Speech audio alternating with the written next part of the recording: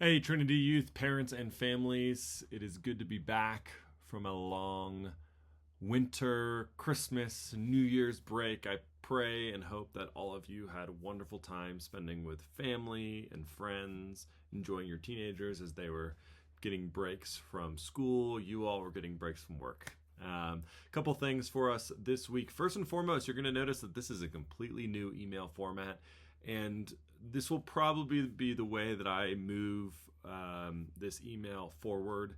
Is going to be utilizing our messaging platform MailChimp to just create greater cohesion between the youth ministry and the wider church. Helped me a little bit with contact management, allowing people to subscribe to this email over time, and ultimately let this email turn more into a weekly newsletter. So this is going to be a new format. Bear with me as I make modifications and changes over the coming weeks. That being said, kind of top of mind thing for me is Winter Retreat 2026, which is going to be happening February 13th through the 16th at Camp Idrahaji.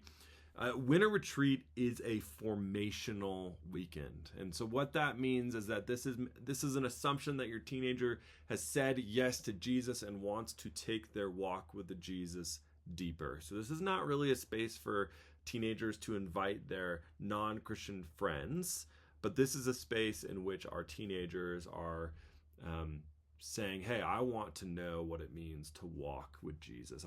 I want my life to begin to look like Jesus's life. And so over this weekend, February 13th through the 16th, we're going to be talking about type 2 faith and how following Jesus is hard, but it's worth it. That type 2 faith, if you've heard of type 2 fun, it's like climbing a 14er. In the moment, it can be hard. It can be exhausting. It can feel like it's not worth it. And then when you get to the top one, there's that incredible view. And then when you get down, you feel this sense of accomplishment and the endorphins are kicking in. And that is a lot like the Christian faith. Reading scripture when you don't want to can be hard. Praying can be challenging. Practicing the spiritual disciplines can feel like work. It's hard, but it's worth it. And so that's what Winter Retreat's going to be all about. I really pray that your teenagers can join for this formational weekend. That being said, this Sunday, we're starting a new 4-week series on hard sayings of Jesus. And the whole purpose of this series is to have your teenagers be confronted by Jesus and then give them opportunities to say yes to him again. You know, your teenagers are at such an important developmental point in their lives where most of them have said yes to Jesus. I'm assuming, just sort of as they've grown older and older and older, and maybe they've never explicitly said yes, but they've grown up in a Christian home and you guys talk faith and all of that. But they're getting to this point where they're beginning to see themselves outside. Their identity is not strictly tied to who your family is. And so now we want to get our teenagers to be confronted with Jesus and see how great he is. But that following him, there's a cost in getting them to say yes to him. And so this week, we're going to be looking at Jesus's command to love our enemies.